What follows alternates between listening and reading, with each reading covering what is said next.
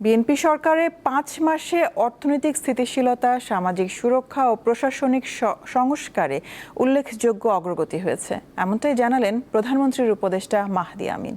রাষ্ট্র পরিচালনায় স্বচ্ছতা, সুশাসন ও জনকল্যাণে অগ্রাধিকার দেওয়া হচ্ছে বলে জানান তিনি।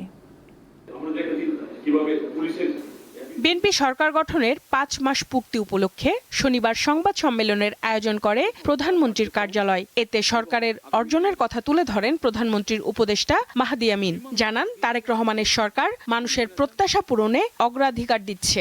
দীর্ঘদিন পর অবাধ, সুষ্ঠু ও গ্রহণযোগ্য নির্বাচনের মাধ্যমে গঠিত জনগণের এই প্রতিনিধিত্বমূলক সরকার দেশ পরিচালনায় সর্বস্তরের মানুষের আস্থাকে ধারণ করে এগিয়ে চলেছে। সদিচ্ছার পাশাপাশি জনগণের প্রতি দায়বদ্ধতা ও সততা থাকলে যে কোনো কঠিন পরিস্থিতি মোকাবেলা করা সম্ভব।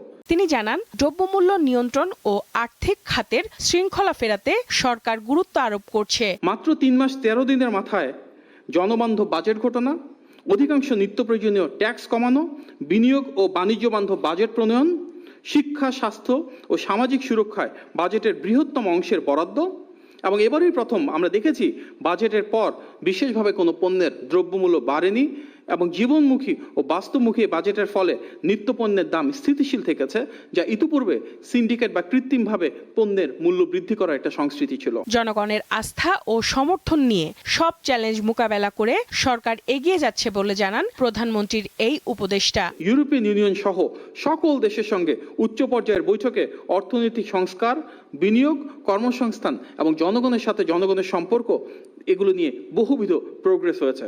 সঞ্জিদা প্লাবনী, দীপ্ত সংবাদ, ঢাকা।